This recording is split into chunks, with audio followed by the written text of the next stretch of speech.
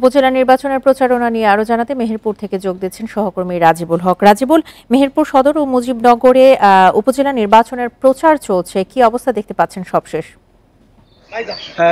ষষ্ঠ উপজেলা পরিষদ নির্বাচনে মেহেরপুর সদর প্রথম ধাপের যে নির্বাচন সেটি মেহেরপুর সদর উপজেলা এবং মুজিবনগর উপজেলা নিয়ে হচ্ছে। এই বিকাশে কম খরচে ক্যাশ আউটের লিমিট বেড়ে 50,000, প্রিয় এজেন্টও 2টা।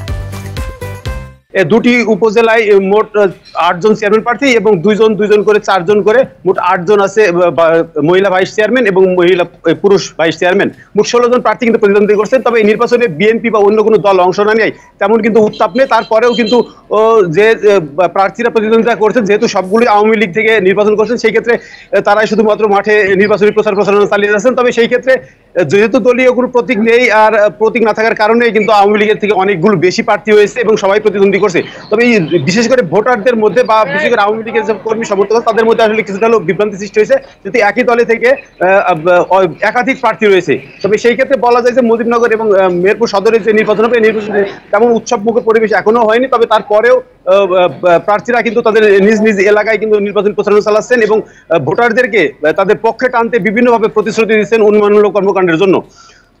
এছাড়াও নির্বাচনের শুরুতেই শুধুমাত্র মুজিবনগর উপজেলায় দুই প্রার্থীর সমর্থকদের মধ্যে সংঘর্ষের ঘটনা ঘটেছিল। এছাড়া কিন্তু সার্বিক পরিস্থিতি এখন পর্যন্ত ভালো আছে। নির্বাচন কমিশনও সকল প্রস্তুতি সম্পন্ন করেছে। আগামী 8 তারিখেই কিন্তু মূলত মেহেরপুর সদর এবং মুজিবনগর প্রথম পর্যায়ের উপজেলা পরিষদ নির্বাচন ভোট গ্রহণ অনুষ্ঠিত হবে।